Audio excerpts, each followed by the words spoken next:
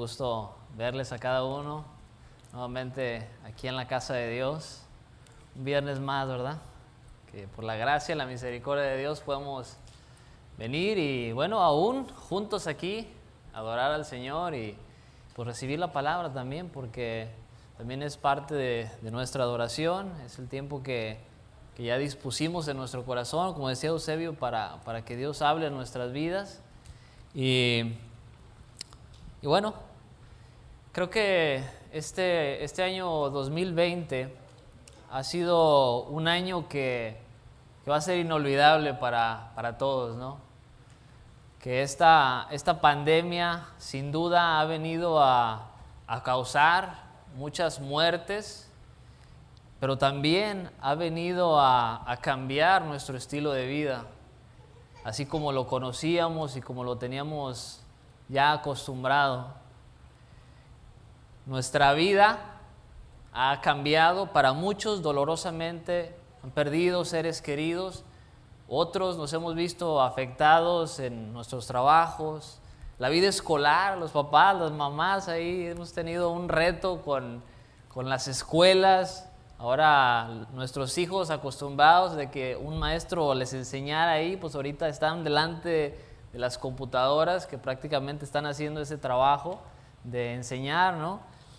Nuestros trabajos, lo que muchos de nosotros jamás hubiéramos pensado que desde casa íbamos a trabajar. Bueno, muchos han trabajado desde casa. Pero bueno, este año sin duda ha traído de todo un poco. Y esta pandemia no solamente ha dejado o ha traído muerte a través del virus, sino que por medio de esta pandemia también muchos han sido afectados y el número de suicidios ha incrementado. En estudios que se han estado haciendo últimamente, a raíz de esta pandemia, la desesperanza en la gente los ha llevado al punto donde ellos optan por quitarse la vida y suicidarse. Y esto es una situación muy lamentable que estamos viviendo nacionalmente, pero también alrededor de todo el mundo. Muchos están perdiendo la esperanza en estos tiempos. Se está perdiendo la esperanza. No miran un mejor mañana, un futuro prometedor y optan por estas cuestiones, llevando así esta lamentable decisión de suicidarse. Como cristianos, esta pandemia y la situación política y económica ha llevado a algunos cristianos al borde de la desesperación. Cristianos, hijos de Dios, que están frustrados, desesperados ante esta situación que se está viviendo. Y a raíz de las elecciones, ahorita hay muchos cristianos que están preguntándose, ¿qué va a pasar con la iglesia? Bueno, yo les voy a decir lo que va a pasar con la iglesia según Jesús. Jesús dijo que las puertas del Hades no prevalecerán contra la iglesia. La iglesia no depende de un hombre ni de un partido político. La iglesia está sostenida por Cristo. Cristo es quien sustenta a su iglesia y la sostiene, y lo ha hecho siempre. Así es que si usted estaba comiéndose las uñas o no podía dormir, descanse tranquilo, relax. Jesús tiene todo bajo control. Mas hoy me gustaría que juntos estudiésemos la palabra de Dios y que veamos qué dice Dios sobre la esperanza del cristiano. Vaya conmigo por favor a su Biblia, en la primera carta del apóstol Pedro, en el capítulo 1, en el versículo 3.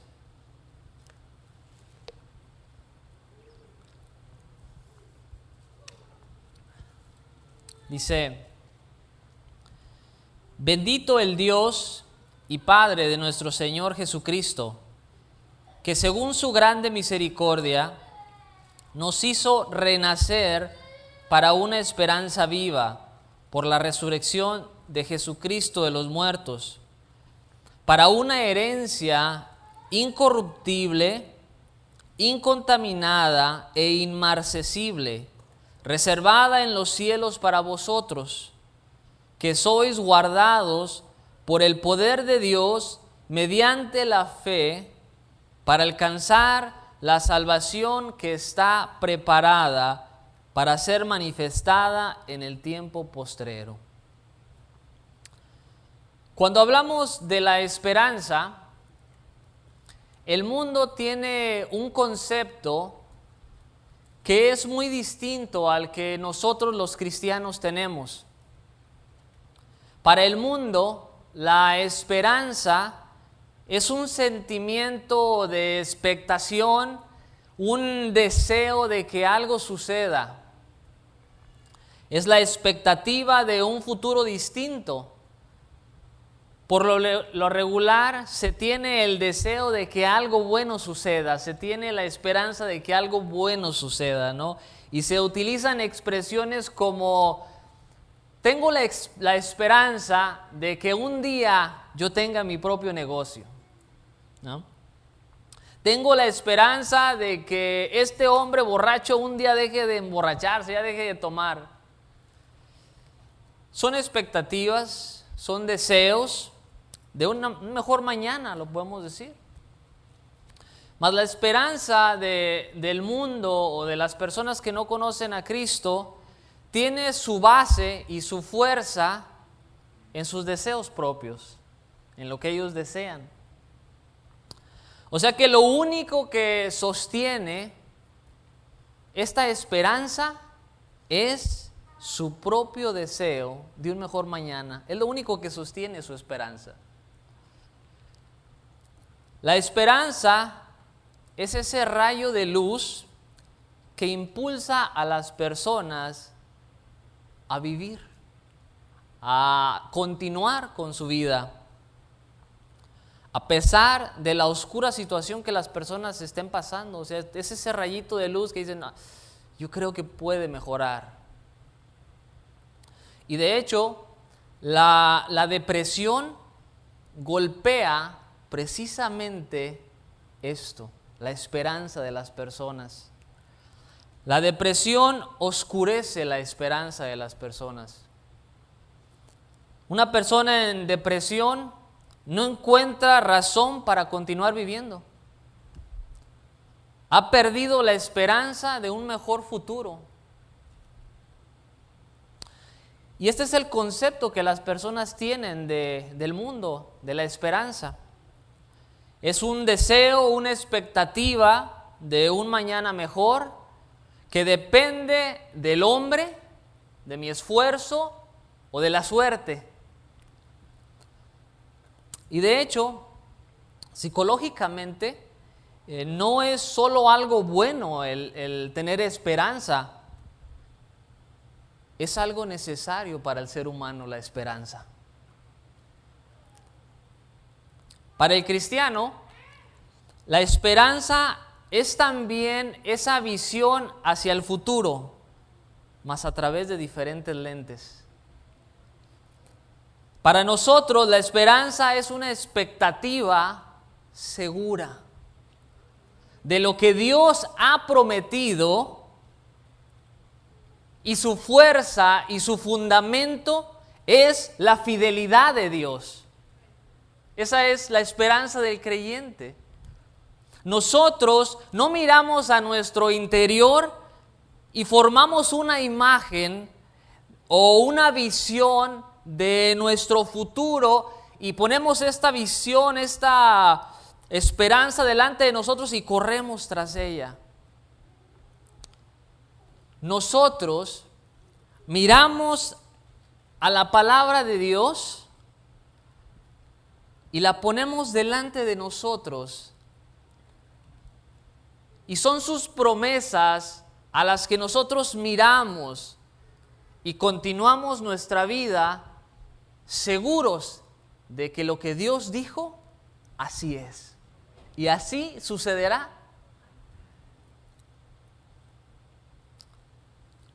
La gran diferencia entre la esperanza del mundo y la del cristiano es que la esperanza del creyente es segura, mas la del mundo es incierta. La esperanza del cristiano es un cheque del banco de Dios cuyos recursos jamás se agotan.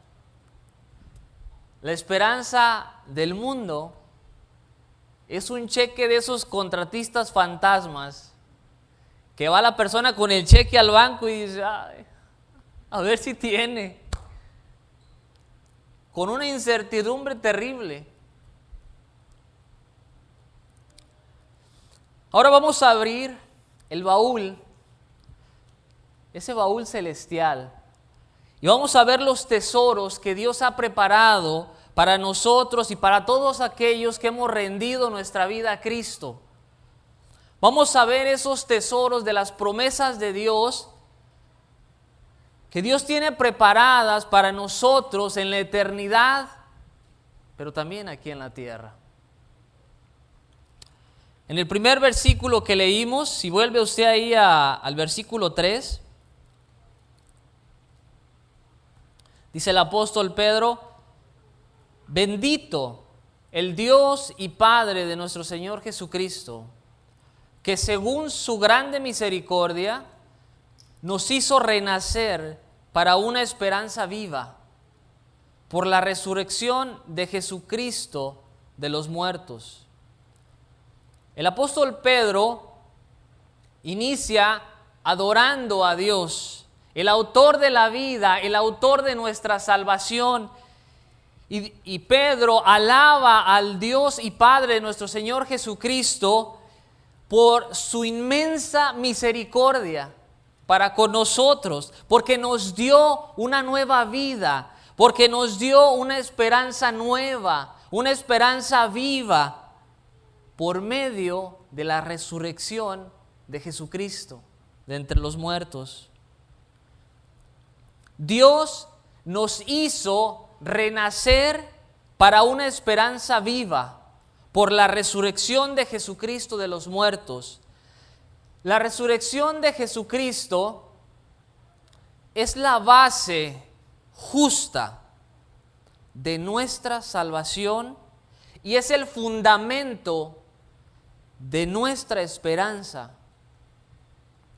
En la obra redentora de Jesús, en su venida aquí a la tierra y en su muerte en la cruz, Dios halló una base justa sobre la cual Él puede perdonar a hombres pecadores como nosotros y seguir siendo justo. Dios no podía que simplemente llegara Pancho Pistolas y dijera: Señor, perdóname porque maté a otro individuo, le quité su vida, estoy arrepentido, sé que hice algo malo y me arrepiento, perdóname. Y que Dios le diga: está bien, estás perdonado por lo que hiciste. Si esto fuera así, entonces habría un conflicto con la naturaleza justa de Dios, la cual determina que todo aquel que transgrede su ley merece un castigo. Cristo, al morir en la cruz, pagó la pena por nuestros pecados. Él recibió el castigo que merecíamos. El castigo de nuestra paz fue sobre Él. Las demandas de la justicia de Dios han sido cubiertas entonces por medio del sacrificio de Jesús. Ahora Dios puede derramar ampliamente su misericordia, su gracia sobre todos los hombres, porque en Cristo su justicia fue satisfecha. Me gusta lo que escribió un comentarista sobre este pasaje. Dice: la resurrección de Jesús es el amén del Padre al clamor del Hijo: consumado es. Cuando Jesús clamó en la cruz: consumado es, al resucitar, el Padre dijo: amén, fue consumado, está hecho, está sellada. En la resurrección de Cristo, Dios indicó su completa satisfacción con la obra sacrificial de su Hijo. Es por eso que la resurrección de Jesús es un pilar doctrinal no negociable. Y precisamente esta semana nuestros hermanos estudiaban esto en el discipulado de Avancemos. Y decía Carlos que esta doctrina es una doctrina esencial que no se puede negociar, y así es. Si usted no cree que la resurrección, que Jesús resucitó, andamos entonces mal. Es un pilar doctrinal y ahorita vamos a ver por qué. Miren lo que dice la primera carta a los Corintios, el capítulo 15, en el versículo 13.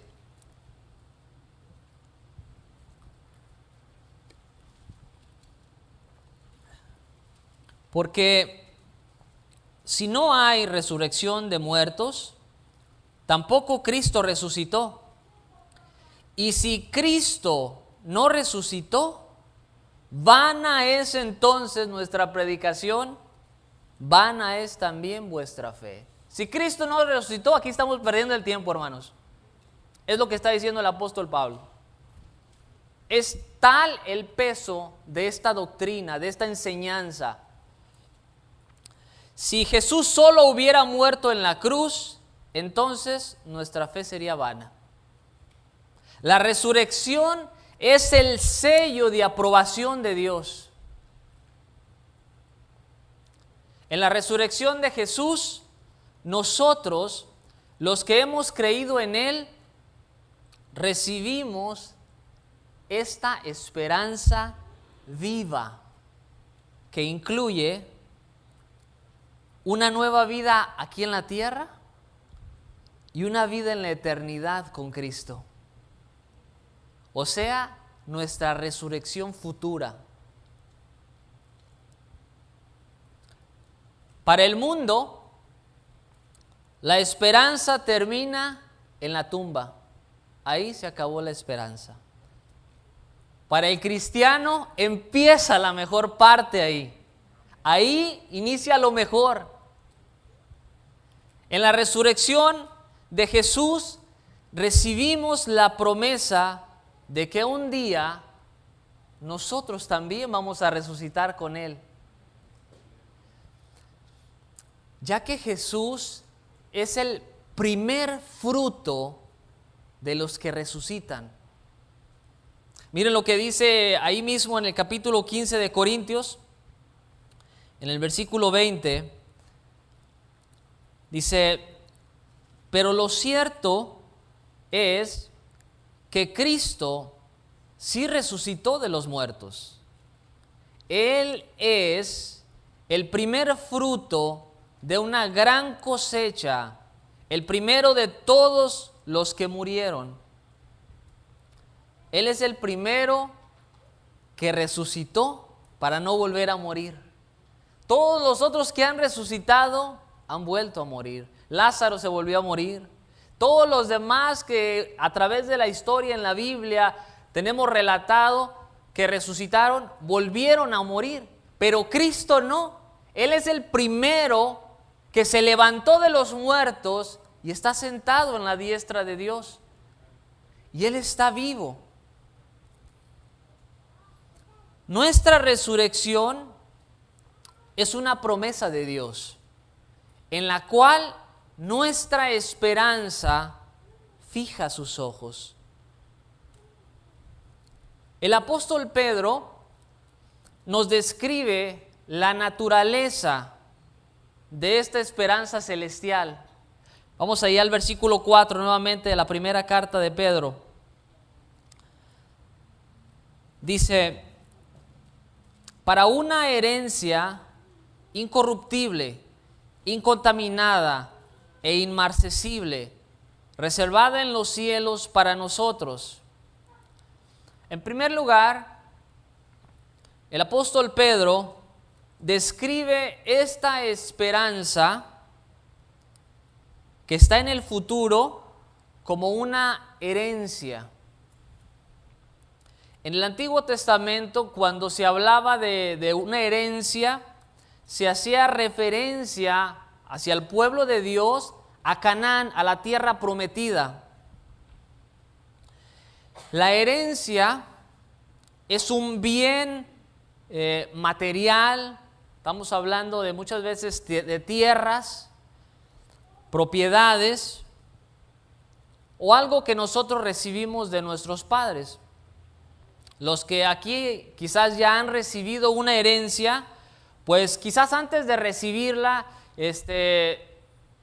tu papá o tu mamá se sentó con los hermanos y les dijo: miren, así va a quedar esto, yo les voy a dejar a cada uno esto y esto y esto, y se repartieron los bienes.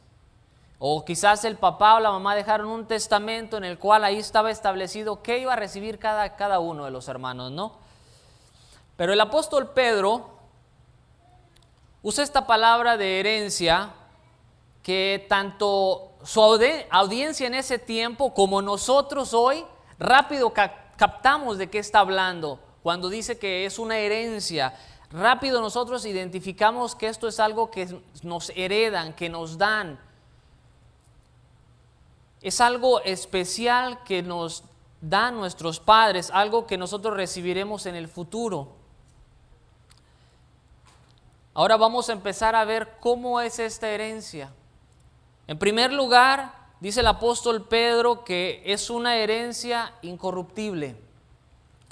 Esto significa que nunca podrá ser corroída, nunca se podrá agrietar o deteriorar. ¿Recuerdan lo que Jesús dijo por allá en el Sermón del Monte, cuando habló de los tesoros en el cielo? Vaya conmigo por favor al Evangelio de Mateo, ahí en el capítulo 6, en el versículo 19.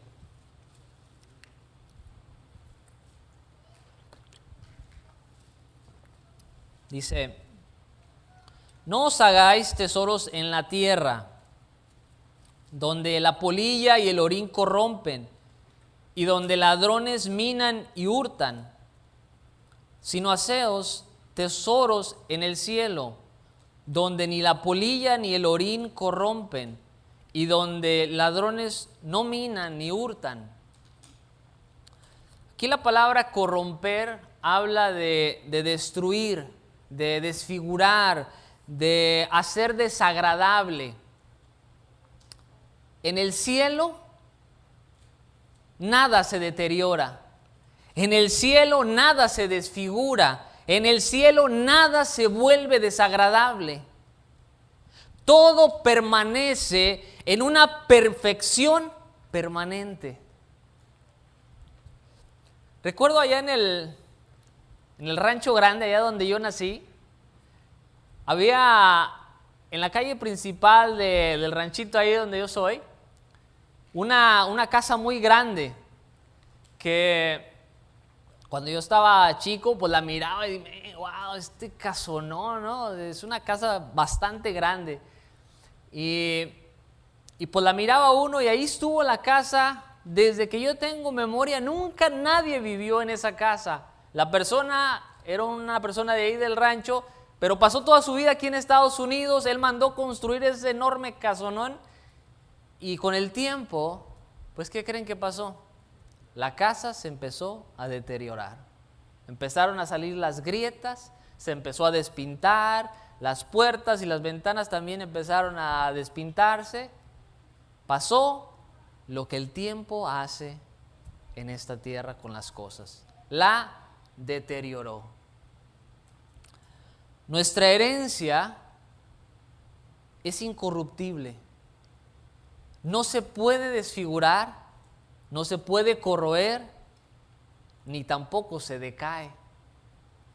Su esencia y su naturaleza es inmortal. El segundo aspecto de nuestra herencia, de nuestra morada celestial, es que es incontaminable. O sea, que está en perfecta condición. No hay nada que pueda manchar esta herencia. No hay nada que pueda opacar su pureza y su brillo. Cuando una novia se casa y se pone su vestido blanco y anda con su vestido blanco que no quiere que ni el aire le dé, ¿no? ¿Por qué? Porque cualquier cosa puede que manchar el vestido. Nuestra herencia es a prueba del pecado. Es imposible que se pueda manchar. Su pureza es total. Es completamente pura y brillante. Y además, no hay nada a su alrededor que la pueda manchar. Yo por eso creo que no va a haber ketchup en el cielo. Nada va a poder manchar. El tercer aspecto de nuestra herencia es que es inmarcesible. O sea que nunca puede sufrir variación de valor, de gloria o de hermosura. No se marchita jamás. Nosotros podemos tomar una flor, la más hermosa de todas las flores, y la tomamos, la cortamos y la miramos y nos sorprendemos de lo hermosa que está, pero ¿qué pasa? Se marchita, ¿verdad? Se marchita, se seca y se desvanece. Esta herencia que tenemos en el cielo está a prueba del tiempo, es perpetua, no está sujeta al tiempo. Y no sé ustedes, pero a mí esto me cruza los cables. El imaginar esto, el poder procesar esto me empieza a cruzar los cables, porque aquí en la tierra todo tiene que ser remodelado, ¿sí o no? Todo necesita arreglos. Compras una casa nuevecita y al ratito empiezan los arreglos. Ahí estamos llamando a Jersey, a los hermanos de hey, hubo problemas aquí. Se empieza a deteriorar. Nada en el cielo va a deteriorar nuestra morada. Todo estará siempre en un estado glorioso y hermoso, muy opuesto a lo que hoy vemos, ¿no? En todo lugar vemos esto, nuestras casas, aún en nosotros mismos. Por las mañanas no estamos tan gloriosos y hermosos, ¿verdad? Necesitamos una manita de gato, algunos de tigre o de león, pero necesitamos una ayudadita para mejorar la situación, ¿no? Esta herencia celestial que Dios tiene reservada para sus hijos está a prueba de la muerte, del pecado y del tiempo. En la segunda parte del versículo 4 dice que está reservada en los cielos para nosotros. En esta vida, un heredero puede morir antes de recibir su herencia. Puede que el heredero muera antes que muera el padre y no recibe la herencia. Mas nuestra herencia está garantizada por Dios. Se hace efectiva cuando el heredero muere. y será completamente efectuada cuando el heredero sea resucitado. En la resurrección recibiremos totalmente todo aquello que Dios ha prometido para nosotros. Esta herencia está garantizada. Este es nuestro futuro. Esta es nuestra esperanza. Dios mismo la garantiza. Vamos a leer nuevamente el versículo 4. Para una herencia incorruptible, incontaminada e inmarcesible, reservada en los cielos para vosotros, que sois guardados por el poder de Dios mediante la fe, para alcanzar la salvación que está preparada para ser manifestada en el tiempo postrero. Dios mismo guarda la herencia y guarda al heredero. Esta herencia está preparada para hacerse manifiesta cuando Cristo regrese. Aquí el apóstol Pedro está llenando las arcas, está llenando el corazón de esperanza celestial a su audiencia.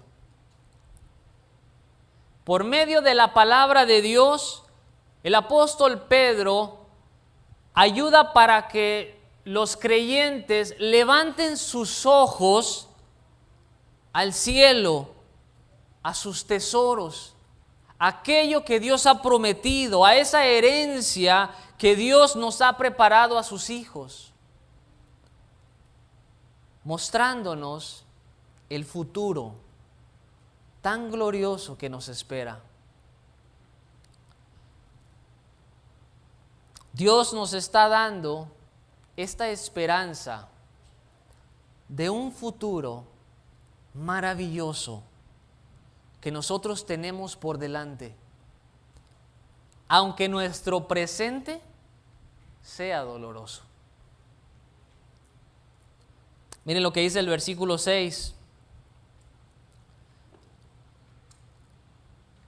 En lo cual vosotros os alegráis, aunque ahora por un poco de tiempo, si es necesario, tengáis que ser afligidos en diversas pruebas. Se cree que esta carta del apóstol Pedro fue escrita en el tiempo cuando el emperador romano Nerón había desencadenado una persecución horrible contra los cristianos. Por allá en el año 64, 65 después de Cristo, se cree que fue el tiempo donde el apóstol Pedro escribió esta carta. Y Pedro sabía que los hermanos estaban siendo perseguidos y aún llevados al martirio. Dicen los historiadores que Nerón hizo antorchas con los cristianos, que los amarraba y los llenaba de brea para iluminar sus jardines. Los encendía y los quemaba vivos. Y es durante estos sucesos que el Espíritu Santo le recuerda el futuro y su esperanza para que los creyentes se alegren. Pedro dice: ustedes se alegran por esta salvación que les espera, este futuro glorioso. Ustedes se alegran por esto. ¿Y cuántos de nosotros como padres no hacemos esto? Que nuestro hijo o nuestra hija se lastima y por X o Z razón va a dar al hospital, y ahí estamos con ellos en el hospital. ¿Y qué les decimos? Hijo, hija, cuando salgas de aquí te voy a llevar a Chuck E. Cheese. Vamos a ir a comprar una hamburguesa, esa hamburguesa que te gusta de Burger King. Vamos a ir ahí y empezamos ¿a qué? a dar esperanza de un mejor mañana, de un mejor futuro, para que ellos soporten su doloroso presente. Alentamos sus vidas, les damos esperanza. Y eso es lo que hace Dios con los creyentes, con nosotros. El apóstol Pedro le dice: hermanos, es muy posible que ahora mismo estén siendo afligidos, estén siendo angustiados o que estén tristes por las diversas pruebas que pueden estar pasando. Ahora, hay una diferencia entre la prueba y las consecuencias del pecado. Las pruebas no son consecuencias. Las pruebas son situaciones dolorosas e inesperadas que llegan a nuestra vida. Cosas que nosotros no buscamos, simplemente llegan a nuestra vida y nos producen dolor. Por ejemplo, una joven cristiana que se casa con un incrédulo y el incrédulo le da una vida de los 1000 demonios. Es borracho, parrandero y jugador, y ahí tienes a la joven diciendo: ay, estoy en una gran prueba. No. Eso no es una prueba. Eso son consecuencias del pecado, de la desobediencia. Son dos cosas muy distintas. En el caso de la audiencia, a quien se envió la carta, la prueba se asocia con la persecución por causa de su fe. Estos hermanos no hicieron nada. Solo llegó la dificultad a su vida, llegó la persecución. Las pruebas son diversas. De hecho, la palabra diversas que nos da aquí el texto habla de ser multicolor, de diferentes colores. Las pruebas pueden ser por medio de problemas económicos, pueden ser problemas de salud, pueden ser problemas matrimoniales, pueden ser en diferentes índoles, sabores y colores, como usted le ponga. Pero estas pruebas pueden ser enviadas por Dios o permitidas por Dios. En este caso, Pedro nos dice el propósito de la prueba que estos hermanos estaban teniendo. Ahí en el versículo 7, vaya conmigo, por favor. Dice: para que sometida a prueba vuestra fe, mucho más preciosa que el oro, el cual, aunque perecedero, se prueba con fuego, sea hallada en alabanza, gloria y honra cuando sea manifestado Jesucristo. Dios busca, por medio de la prueba, autenticidad. Dios no busca destruir a sus hijos. Él nos ama con amor eterno, dice en el libro de Jeremías. Aquí tenemos una ilustración del oro cuando es pasado por el fuego. El fuego prueba la autenticidad de este material precioso y muy preciado y de muy alto valor. Que por cierto, desde la antigüedad, el oro ha sido uno de los metales más preciados y más codiciado. Entre más puro sea el oro, mayor valor tiene. Pedro compara este material, este metal precioso, con la fe.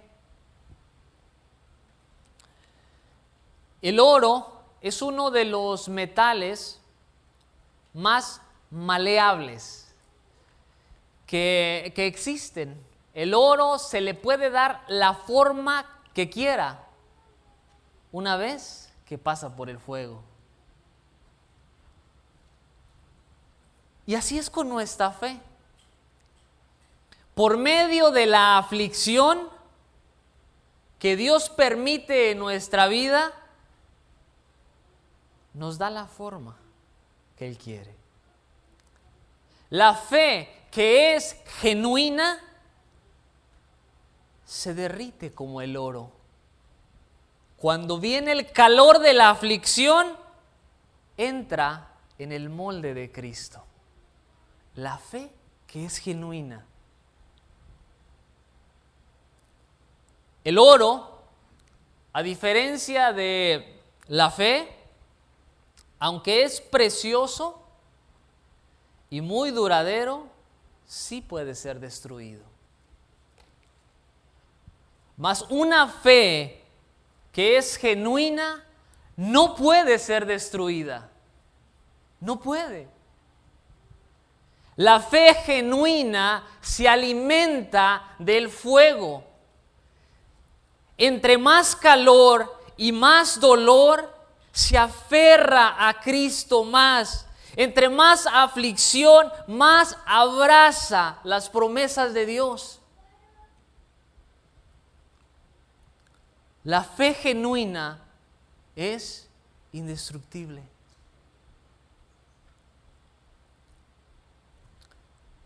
¿Sabía usted que hay cosas que solo podemos ver en la oscuridad? Cosas hermosas que solo podemos admirar en la noche. ¿Cuántos de nosotros hemos visto el cielo en la noche y miramos las estrellas y la luna y decimos, wow, qué cosa tan más hermosa, qué cosa tan más maravillosa?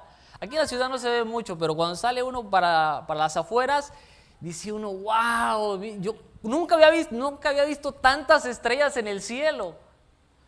Las estrellas siempre están ahí, pero solamente las podemos ver en la oscuridad. Solamente las podemos apreciar cuando llega la noche. Lo mismo es una fe genuina. Solo se puede apreciar cuando es pasada por el fuego. ¿Recuerdan aquellos 3 jóvenes hebreos? Allá en el libro de Daniel, Sadrach, Mesach y Abednego, que estos jóvenes, su fe fue literalmente probada por el fuego. El rey Nabucodonosor hizo esta imagen enorme y mandó que todos los pueblos que él reinaba a su son se postraran delante de esa imagen y la adoraran. Y estos jóvenes se mantuvieron firmes en su fe y fueron lanzados a un horno de fuego ardiendo. Todos pudieron ver la fe que estaba oculta de estos jóvenes. Todos pudieron ver al Dios al que estos jóvenes adoraban. Vieron el poder sobrenatural del Dios de estos jóvenes hebreos. Anteriormente su fe estaba oculta, pero ahí se hizo público, manifiesto a todos. ¿Y qué podemos decir de Job? Un hombre que atravesó aflicción como ninguno de nosotros que estamos aquí. Un hombre que en un solo día perdió todos sus bienes y perdió todos sus hijos. Y miren lo que dijo Job en el versículo 21. El capítulo 1 dijo, desnudo salí del vientre de mi madre, y desnudo volveré allá. Jehová dio y Jehová quitó. Sea el nombre de Jehová bendito. Una fe sólida.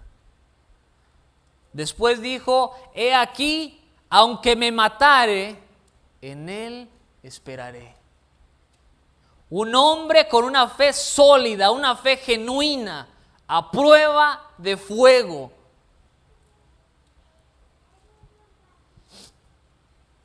Cuando todo va bien, todos parecen cristianos. Pero cuando el testimonio público de Cristo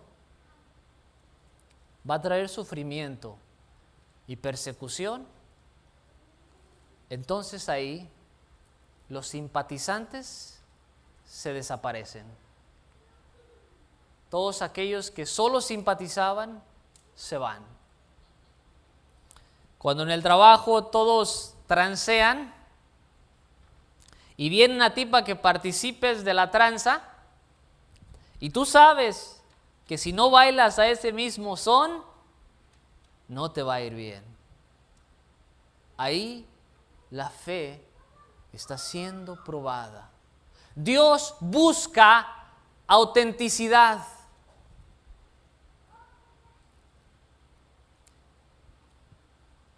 El apóstol Pedro sigue alimentando la esperanza de estos discípulos, de la iglesia.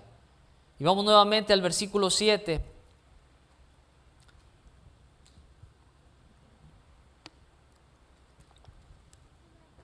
Dice, para que sometida a prueba vuestra fe, mucho más preciosa que el oro, el cual, aunque perecedero, se prueba con fuego, sea hallada en alabanza, gloria y honra cuando sea manifestado Jesucristo. Si permanecen fieles hasta el fin, el Rey de la Gloria, les dice Pedro, los va a elogiar, va a hablar bien de su fe. Aquellos que permanezcan fieles hasta el fin, en medio del sufrimiento, serán elogiados por el Rey. Escucharán del Rey de Reyes y al Señor de Señores, bien, buen siervo y fiel. Entra en el gozo de tu Señor. Jesús, en su manifestación, recompensará con gloria y honor a aquellos que permanezcan fieles hasta el fin. No sé si alguno de los que estamos acá alguna vez ha sido elogiado por sus jefes, que dicen, hermano, no, aquí tenemos al hermano Panchito, que él fue el mejor, el empleado del mes, y ahí delante de todos no lo está elogiando, y pues aquí bien pechugón, ¿no? Sí, aquí se siente bien, está siendo elogiado por algo que hizo bien. Miren lo que dice Lucas, capítulo 12, versículo 8. Les digo la verdad, a todo aquel que me reconozca en público aquí en la tierra, el Hijo del Hombre también lo reconocerá en presencia de los ángeles de Dios. Jesús, delante de esas multitudes de ángeles, va a elogiar a sus siervos fieles. ¿Se imaginan esa escena? Cuando pasemos por nombre cada uno y el Señor traiga manifiesto nuestra fidelidad, nuestra fe. Hay un futuro prometedor con inexplicables e indescriptibles riquezas. Pedro continúa alimentando la esperanza de los creyentes, los cuales estaban atribulados, mostrándoles lo que ellos recibirían como recompensa. Esta herencia que nos espera es libre de muerte, libre de pecado, libre de los efectos del tiempo, pero también recibiremos recompensas, elogios y honores celestiales. Ahora Pedro nos va a mostrar la razón por la cual una persona está dispuesta a sufrir y aún morir con alegría. Veamos en el versículo 8. Se los voy a leer en la Nueva Traducción Viviente. Dice: ustedes aman a Jesucristo, a pesar de que nunca lo han visto. Ahora, aunque ahora no lo ven, confían en Él y se gozan con una alegría gloriosa e indescriptible. Pedro dice: ustedes aman a Jesucristo. El amor agape se puede ver por las acciones que produce. Y Pedro está seguro que estos hermanos aman a Jesús. ¿Por qué? Porque continúan creyendo en Él aún a pesar de su sufrimiento, de la persecución que estaban viviendo. Nosotros mostramos nuestro amor a Dios, nuestro amor a Cristo, al perseverar en nuestra fe a pesar del sufrimiento, de la prueba, de la aflicción.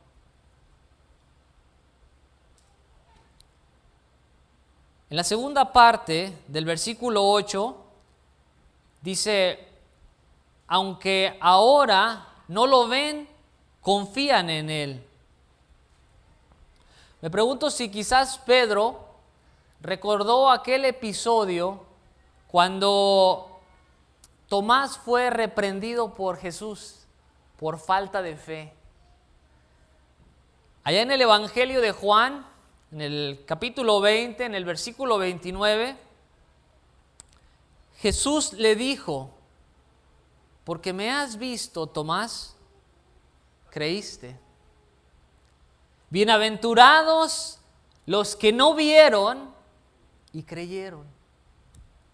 Felices, benditos todos aquellos que sin haberme visto han creído en mí.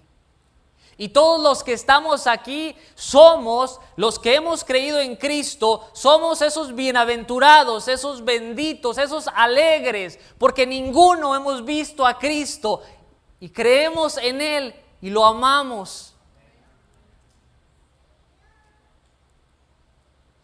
Mas no solo aman a Jesús, no solo continúan confiando en Él, sino que también se gozan con una alegría indescriptible. El creyente que ama y confía en Cristo tiene una alegría indescriptible. Aunque le está yendo, como decimos nosotros, del lado de la tostada, súper mal, debería estar por los suelos llorando, tiene gozo, tiene alegría, no lo puede explicar. ¿Por qué siento gozo cuando debería estar llorando, cuando debería estar frustrado, desesperado? Tengo gozo.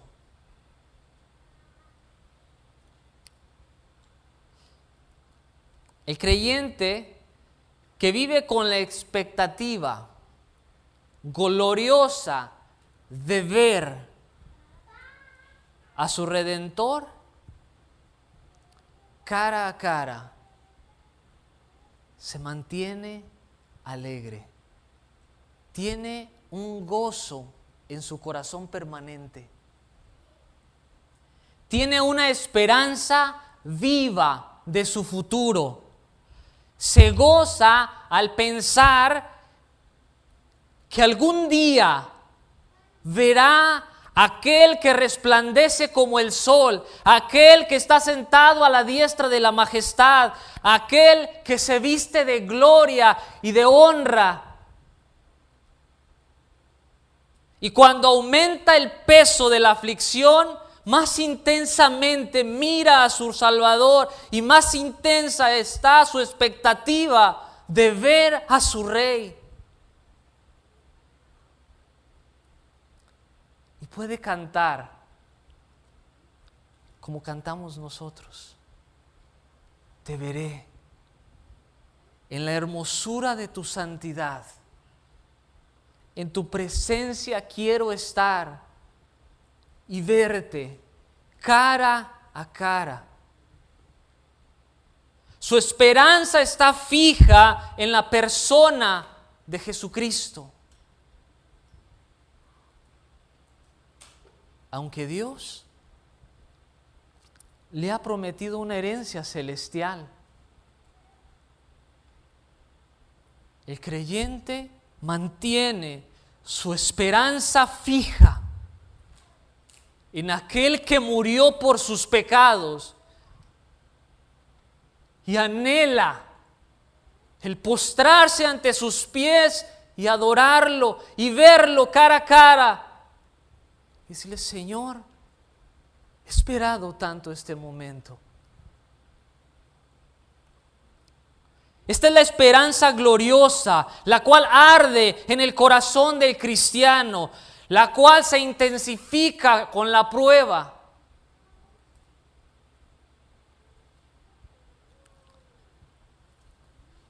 Aquí tenemos en este pasaje 3 elementos indispensables en la vida del cristiano. Estos son el amor, la fe y la esperanza. Si tú quitas uno de estos elementos, mirarás cambios inmediatos. Si quitas el amor, tienes a un cristiano frío, religioso, indiferente y amargado. Si le quitas la fe, tienes a un cristiano carnal que vive confiando en sí mismo y viviendo su vida a su manera. Si quitas la esperanza, tienes a un cristiano infeliz buscando encontrar felicidad en un mundo caído. La esperanza nos lleva a la constante realidad de que hay alguien glorioso, hay alguien hermoso que nos espera en un lugar glorioso, donde no habrá más llanto, donde no habrá más tristeza y donde no habrá más muerte. La esperanza nos lleva a vivir alegres en la tierra, aunque estamos sufriendo. La esperanza nos lleva a vivir con la expectativa del pronto regreso de nuestro Señor Jesús.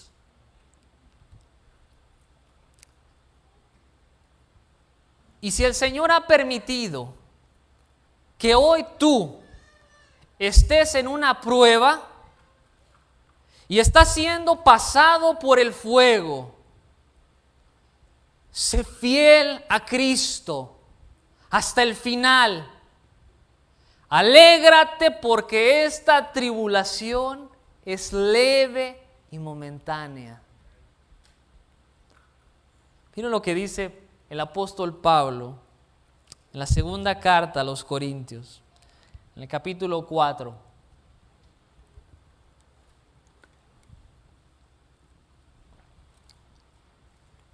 En el versículo 17.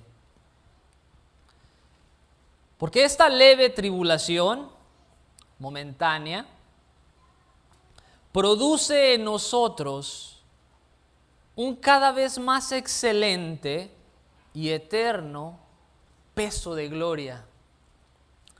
No mirando nosotros las cosas que se ven, sino las que no se ven. Pues las cosas que se ven son temporales, pero las que no se ven son eternas. Todo lo que hoy nosotros vemos, aunque es necesario para nuestra vida, es temporal. Todo se queda, nada nos llevamos. Y todos aquellos que no conocen a Cristo, sus esperanzas están en lo que pueden ver. Su vista no les alcanza para más. Es todo lo que pueden ver. Mas el cristiano tiene una esperanza celestial, una esperanza eterna, un futuro glorioso que va más allá de todo lo que nosotros podemos ver e imaginar.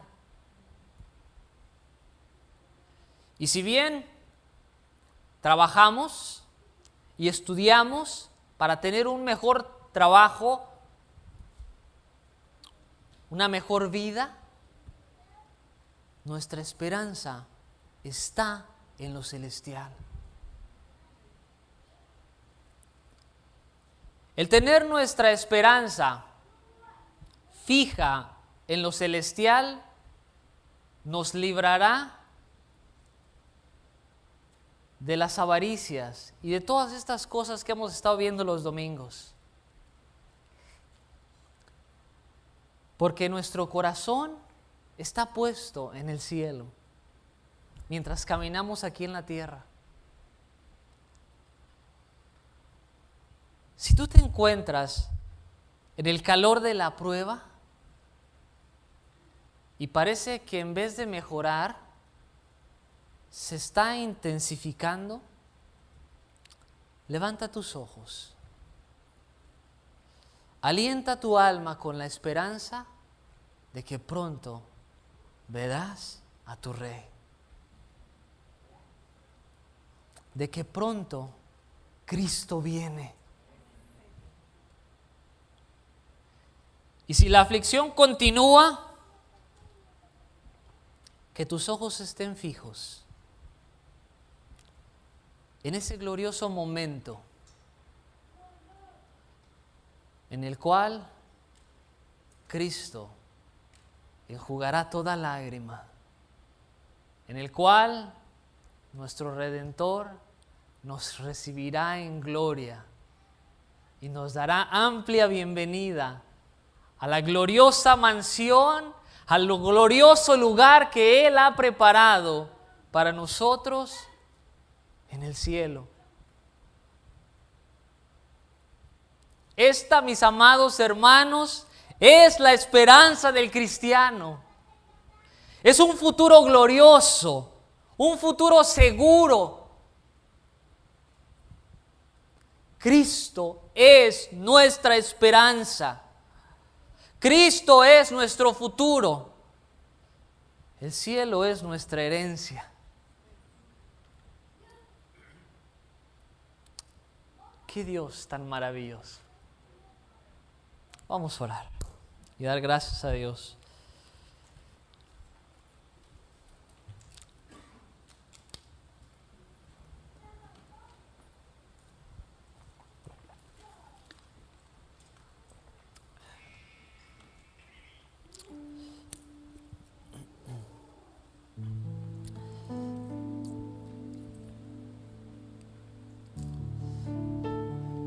Y no podemos dejar pasar este momento para preguntar. Si hay alguien entre nosotros que no conoce cuál va a ser su destino después de que muera, si será recompensado o será condenado. Si Cristo no es tu Señor, tu futuro es aterrador. Es una eternidad en las llamas del infierno,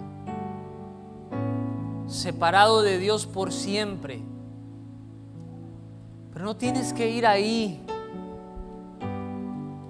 No tienes que ir a ese lugar de castigo. Hoy Cristo te ofrece perdón de tus pecados. Cristo te dice que Él murió por ti. Y Él tomó tu lugar. Él tomó tu castigo.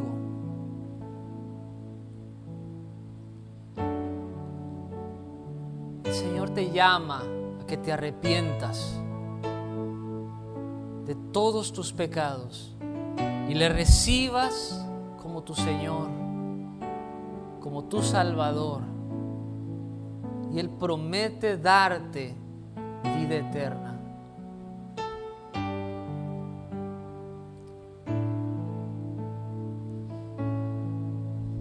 Señor, te damos gracias. Gracias por tu palabra.